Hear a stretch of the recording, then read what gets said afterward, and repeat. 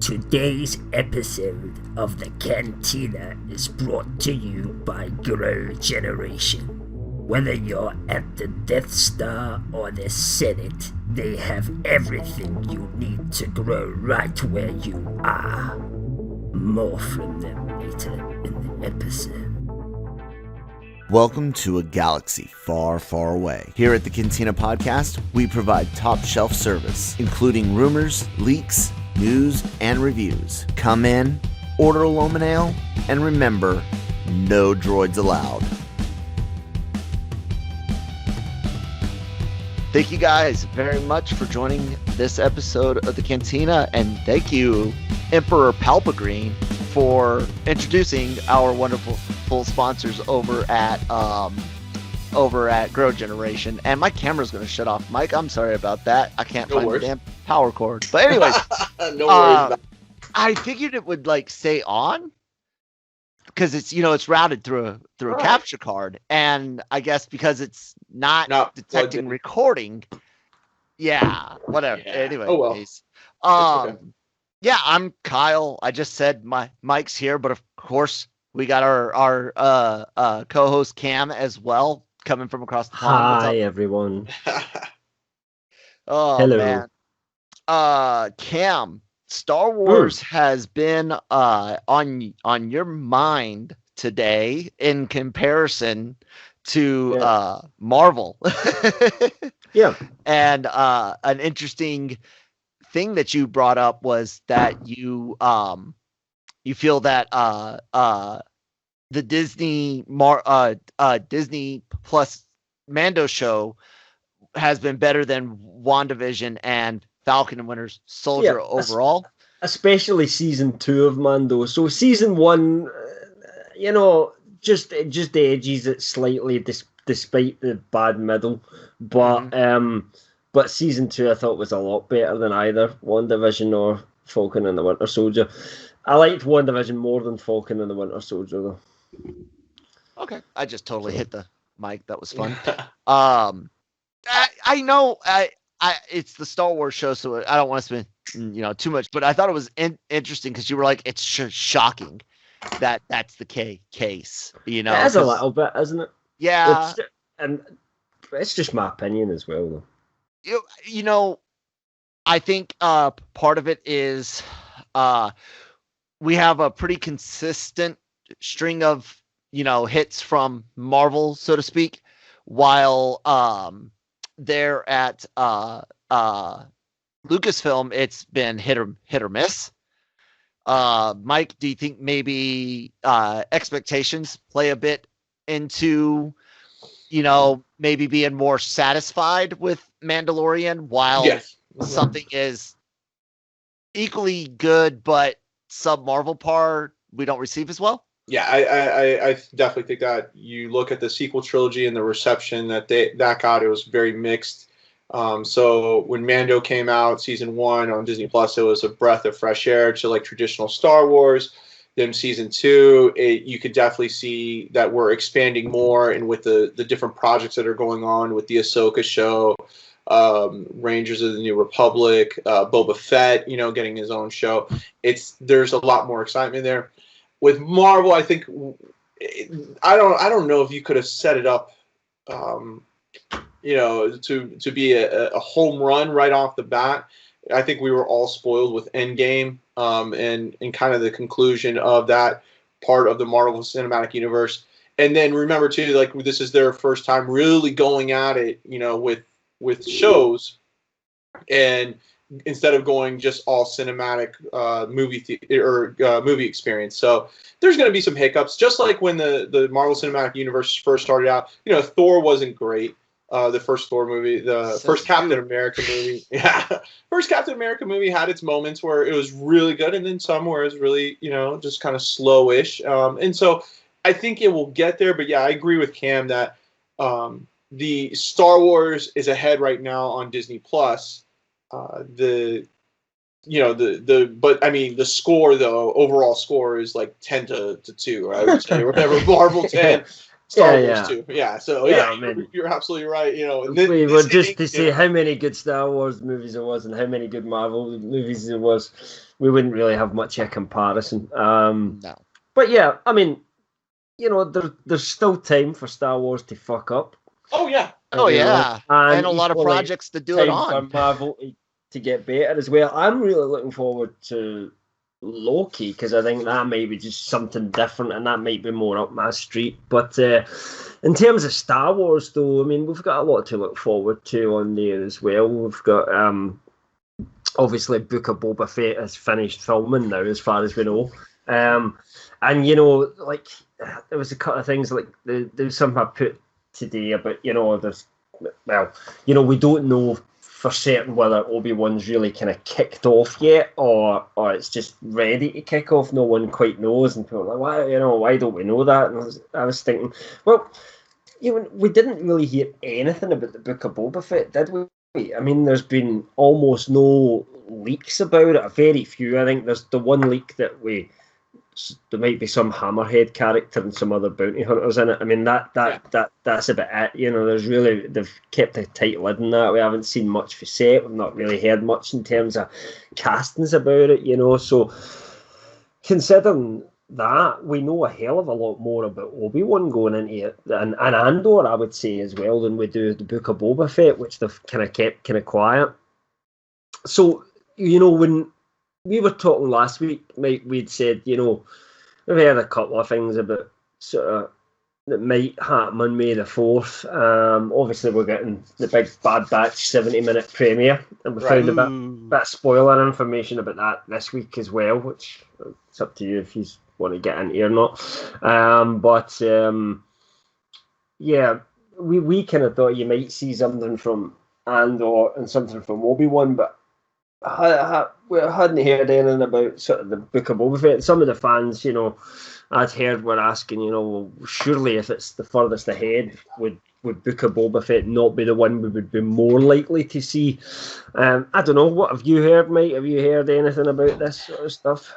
Yeah, so the things I've heard, May 4th's coming up soon. They want to make it a big splash because last year, because of COVID, some of the things that were scheduled to be announced or at least have happened for May the 4th basically got shut down because we were in the middle of the pandemic.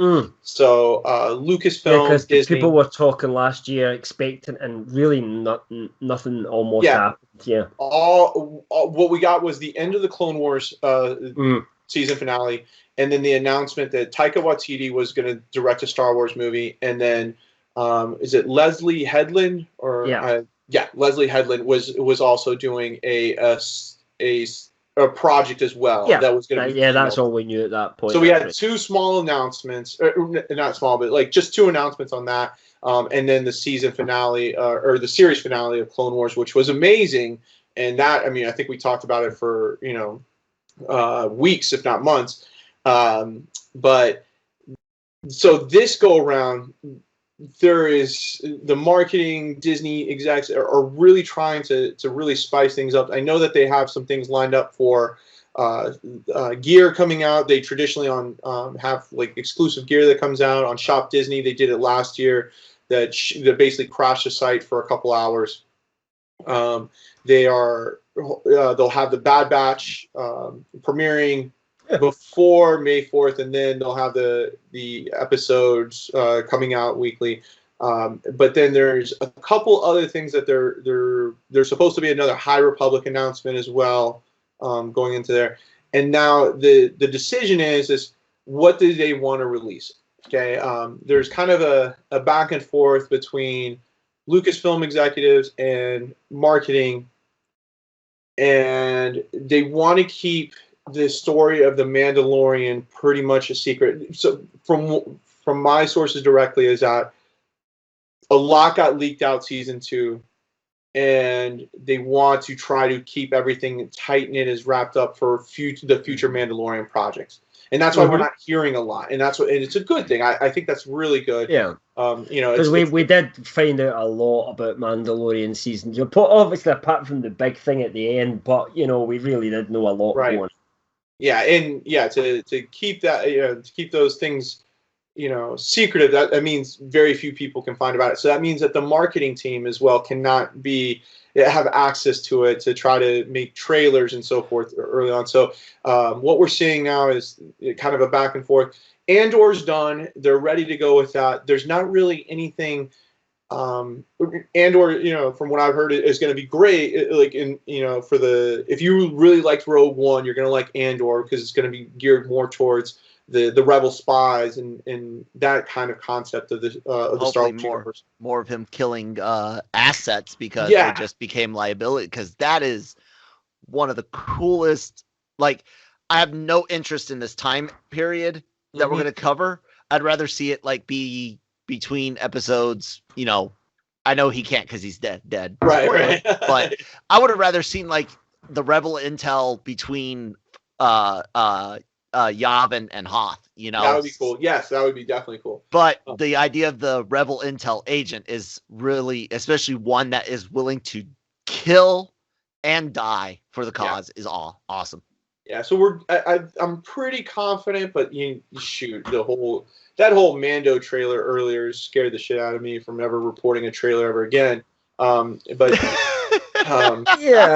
No, so I think we're going to get. We're not saying there's nobody saying here we're definitely going to see this, but it's just kind of what now Kenobi possibly happen. What makes sense? Almost. Yeah, Kenobi, I have a little bit more insight on, and this is the one that I think that a lot of Star Wars fans are going to be really excited about. Yeah, from what I've heard, talk to this is the one. I don't want to say it's going to be like the end game for Star Wars fans, but this is the one that they're really swinging for the fences. The one thing I do I have concrete evidence on is that basically when Ewan McGregor and Hayden Christensen met on set the first day, it was kind of like a high school reunion type meeting and stuff and everything, and it was everybody was just kind of pausing for that moment and really excited about it. I mean, that would be cool if they want to show us even. I mean, I'd said this prior, I think, when me and Kel kind of talked about it, 'cause we didn't know, we just heard some vague rumours, obviously. We were saying a BTS just showing the two of them, the actors meeting on set, would actually, that would get the fans pretty stoked up. You know what I mean? And it's not spoilerish in any way whatsoever, right. If they've not done much filming. And I think now that, I've talked, it's been a little bit of time since I got this information and gotten a little bit more. It might be the actual clips that we've seen we didn't see, but remember at the Disney shareholder meeting that they held virtually that they cut out from only shareholders were able to see it. They might release that to the public now and get that. I always hate it when companies do stuff like that, because whether they like it or not, I'm not going to tell anybody where to find it, but you can find it. You can, right? Absolutely. And I've seen it. It's always, in my opinion, they should definitely add a little something different for the fans, not just because a lot of fans are going to end up seeing it regardless, but also because you've got a more finished product. Correct. So I would hope that they change a little bit, but I do agree it'll be mostly that. Yeah, I think on that. And they want to get people excited because, I mean, think about it. We're not going to get anything new from Star Wars till December. Mm-hmm. It's a book of Boba Fett. So May 4th, the live action. May 4th has been a significant holiday for Star Wars fans now for quite some years since they got started off in the celebration years back. And with last year basically halting all that. This year, they were hoping to have, more crowd capacity at Hollywood Studios for Galaxy's Edges and having more fans there. But it is what it is. So I think that, and also too, I think the Star Wars Hotel was supposed to start taking reservations around this time period because that's opening up as well in Disney World. It was supposed to be later this year, but I think it's going to be pushed to 2022 now, it looks like. So but yeah, I think they're going to definitely swing for the fences on this one to get Star Wars fans excited. We got Bad Batch, but yeah, not everybody's into animated, Mate, so you gotta do get. you know if Obi-Wan has actually started filming yet, or is it just kind of? No, yes, it has started filming. That I do know for a fact. That's pretty much on schedule. Yeah. So. Okay.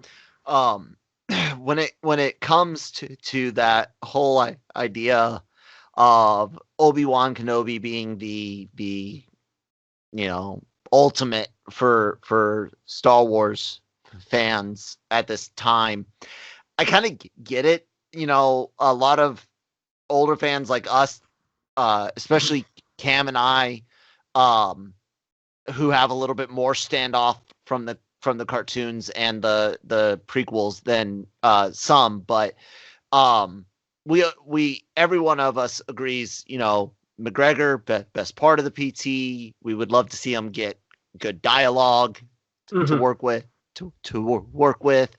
And then while you guys could tell me I'll never see Hayden Christensen again in Star Wars, and I'd be just as happy. There's a lot of people that want to see it, and so this is like that. I imagine quite a lot of his performance would be behind the mask as well. I mean, we've heard some rumblings that there's going to be, and Mike talked about it as well, some sort of flashback stuff to have him out of the mask as well, but we don't know how much of that there is yet, like what kind of ratio that falls into. So it's going to be interesting to kind of see, because it's going to be, when he's in the Vader suit, purely physical, and delivering the lines to obviously other actors for them to perform off of, because obviously they'll get James Earl Jones to do the voice. But it is exciting, because I never quite got, it takes us back to Revenge of the Sith again, but I think I never quite got what I wanted from that movie, and this is a chance for us to kind of revisit it without mucking that up and still keeping it all canon and everything like that, and giving us a good story that was something to do with Vader hunting Obi-Wan and Obi-Wan having to kind of fight back a little bit or something like that. It just sounds like it could be a cool concept. And I think the time they've took to get the script right as well, the fact that they've kind of went all in, they've brought Hayden back, Right. It just kind of feels like, it feels like it's something to get excited for potentially, And this will be one of those series that if it's not great, I'm going to be so disappointed, because I'm getting my hopes up for it. But we'll just, all you can do is judge each one as it comes, right?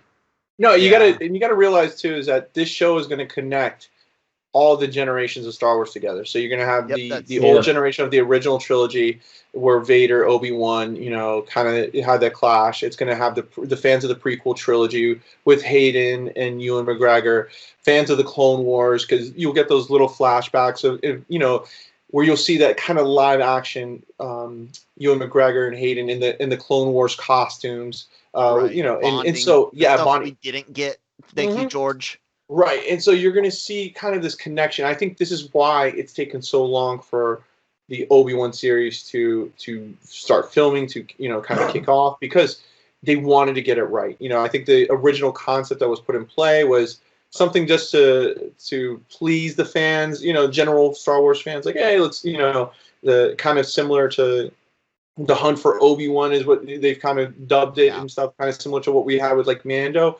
But I think, whoever made the decision, scrap that, whether it was a singular person or a team decision, scrap that idea and let's redo it, and let's do it the right way. I think is going to be something that you could sit down with your kids, or the grandparents can sit down with their grandkids and be like, yeah, this was from my time period, and they'll be like, well, this was from my time period, and you're going to see that connectivity that we've been kind of, I don't know, arguing over for Star Wars. Like, the original trilogy is the best, the sequel trilogy is the best, the prequel trilogy. I think it's not an argument. It's not an argument, Mike. It's just there is no argument. There's only one trilogy. There's only one trilogy.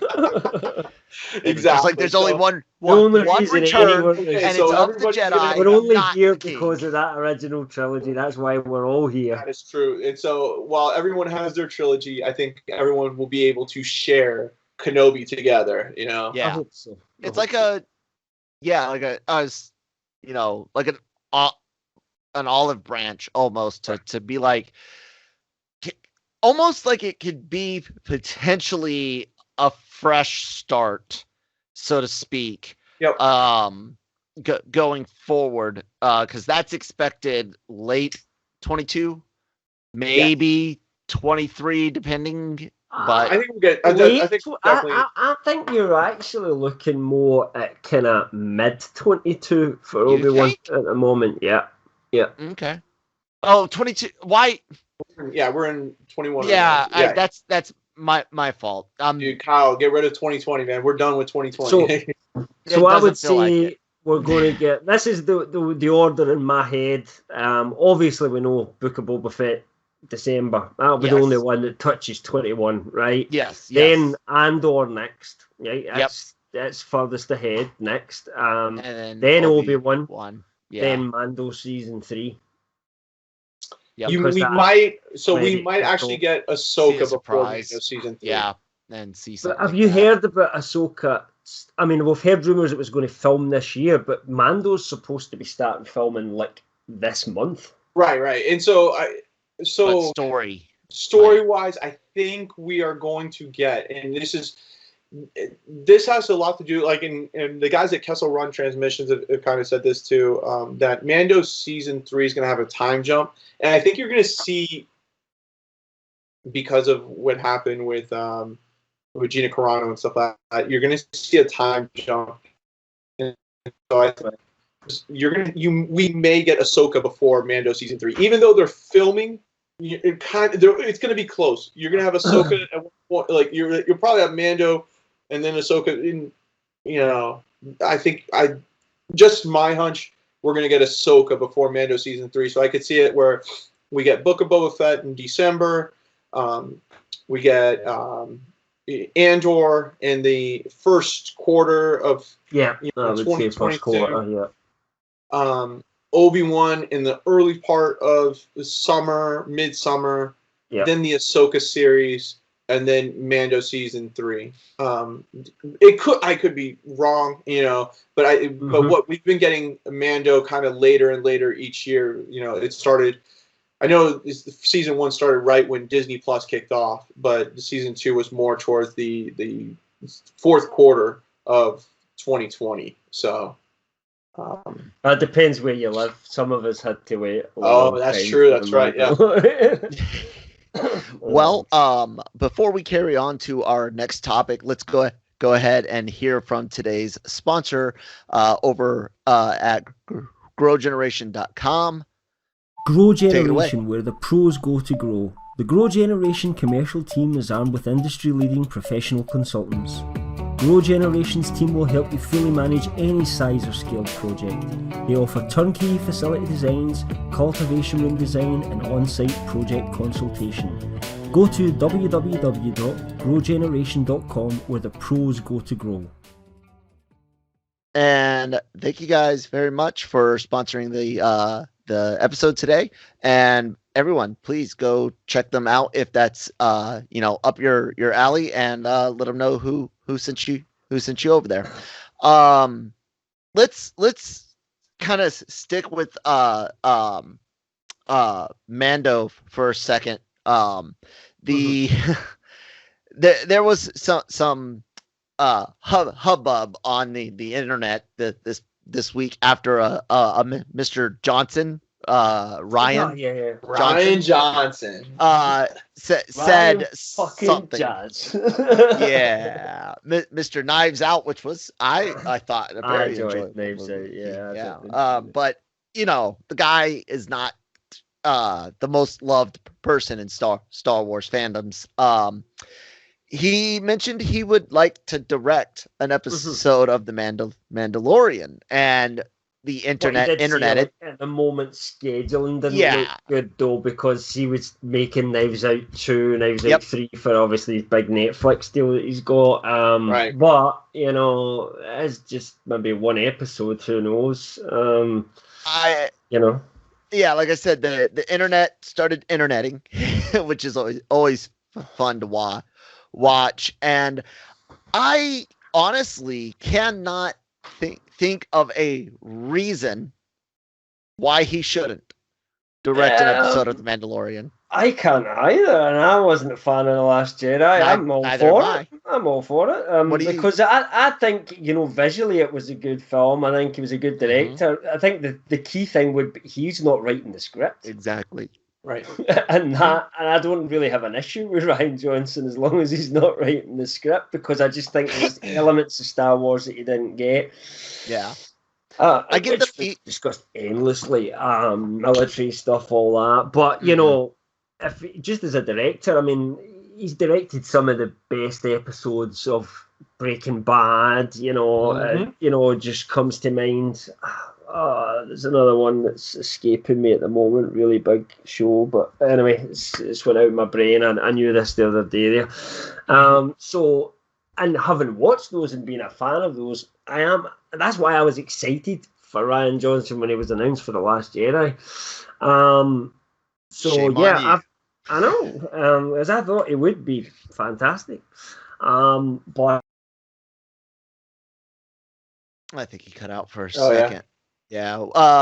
If you're still talking, Cam, with Rian Johnson directing an episode of The Mandalorian. Yeah, Mike, do you see any reason why not? Would you be down with it? No, I mean, I think we've all covered, The Last Jedi enough to know that there was many issues with it, and the direction and lack of direction, of the story, basically was the downfall of the sequel trilogy there. So, but Rian Johnson himself directing an episode, I think it'd be great. I mean, we saw, was it Robert Rodriguez, right? Who did the episode when Boba Fett, finally came back and appeared, and how awesome that was. And remember, he only had 13 pages of script to work, and his style of directing stretched that 13 pages out to get some of the. It was one of the best episodes of Star Wars I've ever seen. People criticise that, and they criticised his direction of that, but I remember kind of like almost reviewing it at the time, and Kyle and I both loved it. We thought it was so well done. That was old, that was an old school 80s, 90s style movie with just pure action. Just worked for that episode. Yeah, exactly right. You didn't have to do it every episode, and it worked for that episode. And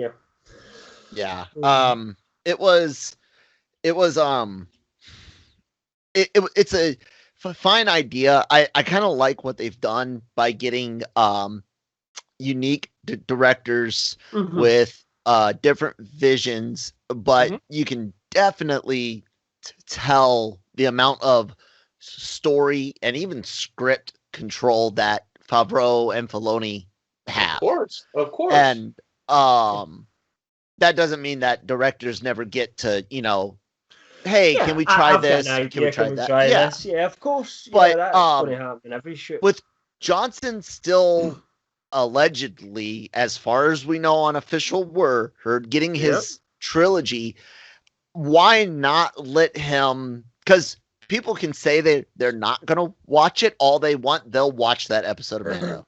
They will. Yeah, they're not going to. No one's going to say, I'm going to skip episode 5 and print exactly. Right? So let them.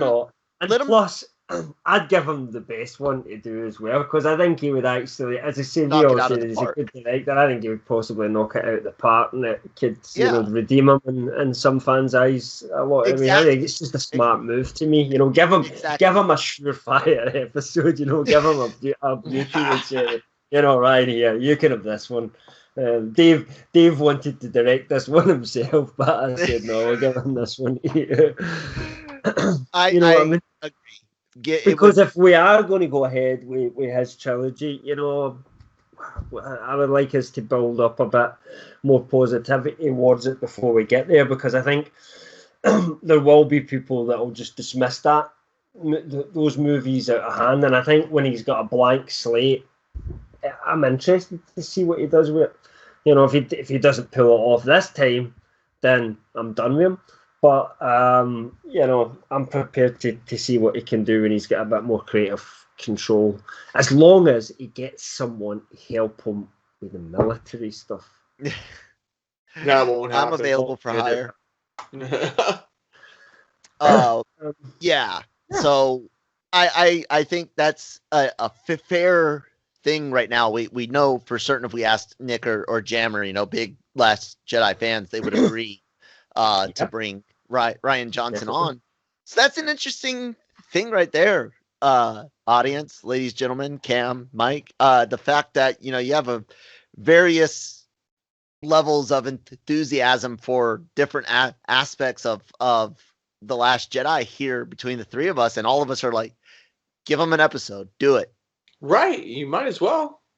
Yeah. I like it. I like it a lot. Maybe it's kind of like a test to see. All right, you got this trilogy, but let's see. Let's go back and let's see what you can just do with one episode of Mando. And if it goes well, we go with the trilogy. If it goes horribly wrong, then you say, all right, trilogy's over. Yeah, because if people really don't watch it, he's not going to come in and go, right, I'm changing everything. We're getting old. Never know, Cam. We're getting old bombers in.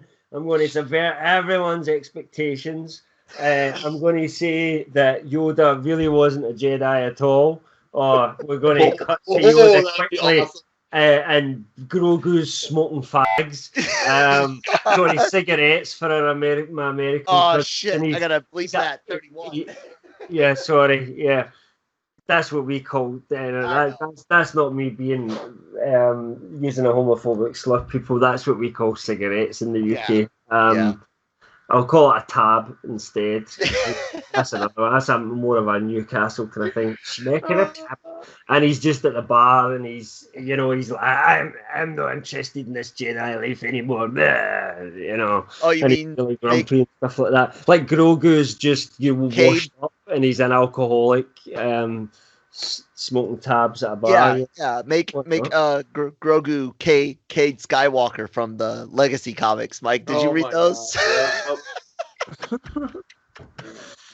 I can tell you. No, it's not going to happen. He's not going to do something like that. Move on. Yeah. What do you think about this Wookiees? I didn't care for I was like, oh God, Wookiees and Mando. What's the big deal? Is it a Clone Wars thing? I don't know. I mean, I think it's just we got to go somewhere new. Yeah, it's a species in Star Wars that's pretty common, so I don't have an issue with, this came from a, rumor where it was like there's going to be Wookiees in Mando Season 3, but I don't know if it's one Wookiee, like a specific Wookiee, or we just meet a group of Wookiees. I just don't know. I just know there's Wookiees in it, So people are then thinking, right, it's going to be Black Cranston, from the Doctor Aphra comics and stuff like that, and okay, maybe it is, I don't know, but there's no reason at this point to connect that together. It's like, it seems legit that someone, we're going to get Wookiees of some kind in Mando Season 3, but in what capacity? I mean, your guess is as good as anyone's at this point, even the guy who leaked it. Yeah. It's funny you mentioned Aphra.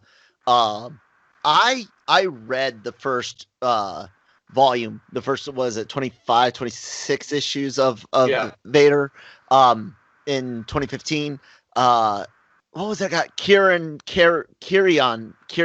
Gillen is the writer. I liked it a lot. I liked the introduction of Aphra, the two droids. I loved everything that he did. And then when they reset it for, the second run, it just was too much of the same stuff, but not the same flair. So I dropped the book. And I heard the third volume, which I think is supposedly set, correct me if I'm wrong, between Empire and Jedi. Mm-hmm. I heard that's better than the second one, so I might go back and visit it. There's been rumors about Aphra from years ago. What do you think about any of that comic stuff ever touching live action, Mike? Well, I mean, go for it, Cam. You go. Sure, Cam, you jumped. Go. Well, I mean, I just think it's possible. How you know, that doesn't necessarily mean, yeah, they're going to live cast Dr. Aphra and we're going to get into Dr. Aphra series or anything. Right. I'm not saying that. But, you know, let's just say the Wookiee from Dr. Aphra did show up in Mando. That's the kind of connections that the fans appreciate who do read the comics. And for the other people who don't read the comics, like me, I have to read up on this stuff, then, you know, it doesn't matter. It was just a cool Wookiee, or you can look it up online afterwards, you know what I mean? So I could definitely see them doing some stuff like that. But whether they go any further than that, I don't know. It depends how popular these characters are. Mike, what do you think? So, the Dr. Aphra like series, or the appearance in comics and stuff, is really kind of like there's a good following. There's a good fan base for Dr. Aphra and that kind of storyline there. And so, part of me says, if I'm in charge of Lucasfilm and stuff, you're missing out if you don't take advantage of this while, you know, the Iron Todd or stuff. And strike fast, and you can continue to, you know, to expand on this and include this character. You know, you're looking at then toys and then all these other things that you can, you know, T-shirts, memorabilia. That boom, you know. Hey, look, a year ago, or you know, a year and a half ago, did we think you'd ever see a live cast Ahsoka? No, right? Yeah, I mean, that's you know, the whole idea of bringing you know the animated series to real life, you know, and. So like Hayden Christensen would be back in Star Wars again, you know. So anything can change. Yes, I mean you're absolutely right. Anything can change. I think for Dr. Aphra, I think it's a smart move. I think you have to include her in some aspect of Mando, Kenobi, because you could introduce. I don't know, like. That would just be an open world that you could go explore in another Disney Plus series. There's one thing. There's some characters, not many, that could appear in Kenobi and have an impact many years later in the likes of Mandalorian season 3, because we're dealing with an alien civilization. A lot of the alien characters don't age the way we do you know what I mean? Right. So they're not necessarily going to be old. A lot of them would just look the same 30, 40 years later. So maybe not even that much, is it? We only if we consider where Obi-Wan is and where Return of the Jedi is, we're looking at 15 years? No, plus the 5 years to Mando, so 20 years from between when Obi-Wan's set and when Mando season 2 is kind of set. That's your timeline.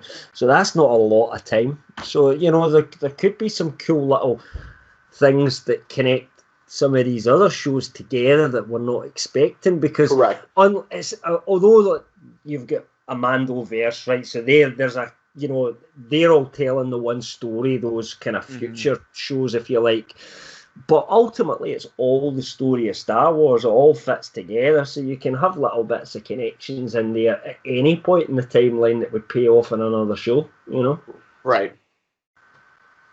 Very, very, very true. True. So, I also thought with the idea of flashbacks and even the idea of it taking place between the 3 and 4, that, you know, some of those Vader comics characters might come into play, but the only downside is they say that they consider the comics, you know, canon, but obviously there's been a lot of comic stuff that's been completely just ignored. Thankfully, that's the comic world, as we talked about before. Right. You know, you accept that in comics things aren't going to be canon because you've got different people coming in all the time and changing what they do. But the Aphra side of things does seem to be more in line with everything else, doesn't it? You know, as far as that. Well, I've never read those comics, but you know, that's what I hear on fan bases, that people really rate it and think it should be. At least back when, you know, in 2015. Yeah, that's all I can talk about. I read all 70, you know, all 3 years of Star Wars, Marvel Star Wars, and was just, by the end of it, hating every issue. And it wasn't necessarily the writer's fault. It was just the story was like, they Star Wars to me doesn't fit long form comic book like that. I liked how they did it with the EU. It was like Rogue Squadron books, Dark Empire books. You know what I'm saying? Connect them together yourself. Kind of thing, what was going on in the timelines and stuff. Exactly. So that's kind of my take on that. And then I guess, let's touch on one last thing about the past coming back, and this whole thing I've been talking about with Lucasfilm going, oh fuck, maybe we shouldn't have ignored the EU the way we did. A fairly reliable gaming insider. I think that's doing him an injustice. Actually, this guy's literally the most reliable insider in the games industry. Exactly. And he was asked about the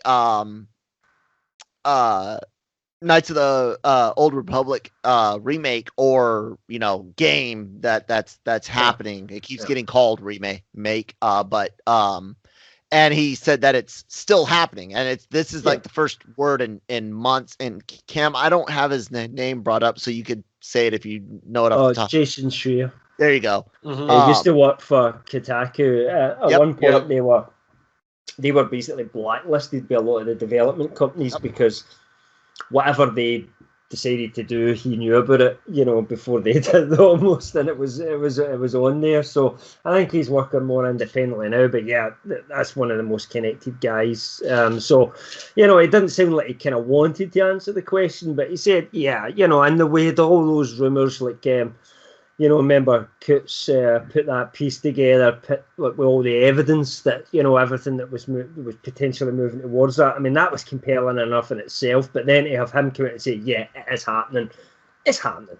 Yeah, they're either remaking or they're making a new Knights of the Old Republic game, and that kind of is interesting. But it also links into something that Corey from KRT said when he was on Hollow Knight Marauders podcast, which was that we should expect to maybe see Revan come into the kind of canon and stuff like that. And he had kind of mentioned that it is possible we could see Revan show up as like a hologram or something like that, and within the Acolyte, because obviously he'd been many, many years dead by the time of the Acolyte, even though it'll be the furthest back we've went on screen so far. Right. It's still nowhere near the kind of Revan timeline. But if they're kind of starting to put in little touches and stuff like that, let's say this new Knights of the Old Republic game, it comes back, it's popular amongst the fan base. Could that potentially build towards them actually going into the Old Republic, which I think is what a lot of fans always wanted them to do when Disney bought it, was like go and do the Old Republic stuff, and they've kind of shied away from it so far. Do you think that could be an avenue that we start to go down in Star Wars future? I hope so. I've been the person screaming at the top of my lungs, why are we still hanging out in the same era, constantly? Yeah, sure, you want to call the Empire versus the Fall of the Republic a different era, whatever. But you know what I'm saying? Like, we're spending all this time in a 60-year block, basically, and it's like, let's go 1,000 years in the past. We all had hopes High Republic would be a little bit further away, because the idea is to be able to have something familiar like Rodians, Mon Cal, Wookiees, but have things that we've never seen before as well. And it's hard to do that when you know that certain people, Yoda, are alive, or Luke is alive, and it's like, let's go 1,000, 2,000 years in the past or in the future, and let's fucking do something different. So I think we're gonna get that. Yeah, I think this is a test, Cam. I think you're right. Mike, you sound like you agree. Yeah. I mean, so I think the biggest excitement, of course, is being able to it's kind of like your Final Fantasy VII remake. You know, if there's a KOTOR remake, you're going to see a lot of the old fans jumping for joy for that. If it's a new storyline, even better. You know, I think but to get to go in that direction,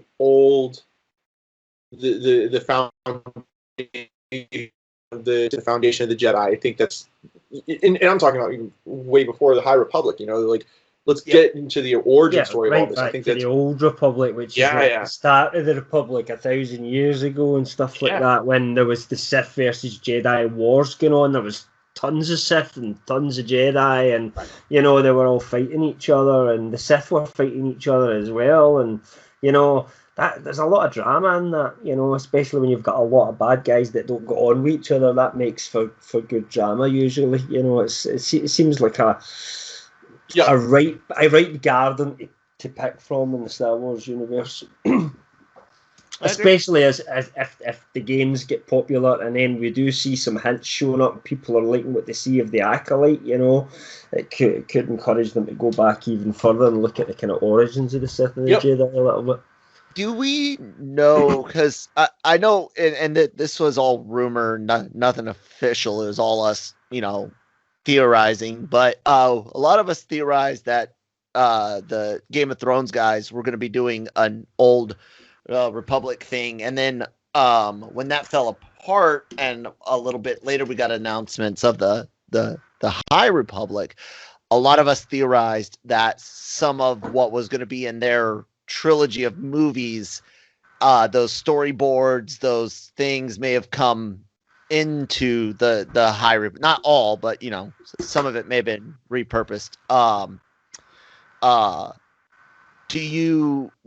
Do you think that is true, Mike? Do you think some of what D&D were going to use ended up in the High Republic? It's a good possibility because I mean, it would be in the wheelhouse of, you know, kind of the style of Game of Thrones. Mm-hmm. So it definitely, I mean, it would be. Could you imagine we got the Krayt Dragon in Tatooine, but like a flying dragon or something out of Star Wars, the Sith planet. Yeah, I mean, like that, and you know, and some really cool armor set, some like classic, you know, knights armor set with lightsabers. Oh my gosh! I just don't know that they actually spent that much time in it. I think they only really had pitch level. I don't think, you know, it went really any further than like starting designing and properly writing scripts or anything like that. So I don't know how much of that would have then sort of segged over into the High Republic. Well, I don't know. Maybe the reason why I bring it up like that is not necessarily that they pitched to do the Old Republic, but that they were brought on to do an Old Republic project, and they have their own pitch on it, of course. But I'm saying, like, I think Disney had already spun up some pre-production, some idea stuff, you know, hey, this is the story that we want to go with. And because I swear on my life, and if I ever get them alone in a room, I just have to know. I think a lot of Inhumans stuff from the Marvel Studios side, not the TV side, was shelved and is now been repurposed for Eternals. I mean, it's a good possibility. So smart business too. Yeah. Well, I think that will wrap it up for us guys. It seems like Lucasfilm is in a generous mood going into May. So we'll see what shakes loose on May the 4th. And everyone be sure to check out the website lrmonline.com every day for all your entertainment news, needs, and opinions. Check out our interviews and podcasts on the YouTube channel. Hit that red subscribe button. Hit the bell so you can be notified whenever new content goes up. And of course, subscribe wherever you get podcasts from for the audio versions of these. And yeah, check out some of the great shows like LR Mornings and Breaking Geek Radio and Anime Versal Reviews, Marvel Multiverse Mondays, lots of cool stuff. Mike, where can the good folks find you at? You can find me at our just basic Twitter account at LRM_exclusive. We're starting to line up some other social media accounts for our Genreverse podcast, so we're going to be rolling out here shortly. It's been we've been advertising it for a while now, but I think we got everything kind of lined up now. And then just always in the comment sections at LRM Online, and you can get in contact with me there. There you go, Cam. Where can people find you at? Yeah, at LRM_Cam. Check me out on Twitter. I've been actually using Twitter more recently, trying to kind of go on and read what other people are saying and kind of comment on other people's posts. So that's kind of new for me. So yeah, check me out on there. Follow me, and I'll retweet anything interesting that I find while I'm browsing. There you go. And you guys can find me at that Kyle Malone on Twitter. At that one Kyle Malone on Instagram. Thank you guys so much for listening this week. We'll talk to you next week, and may the force be with you.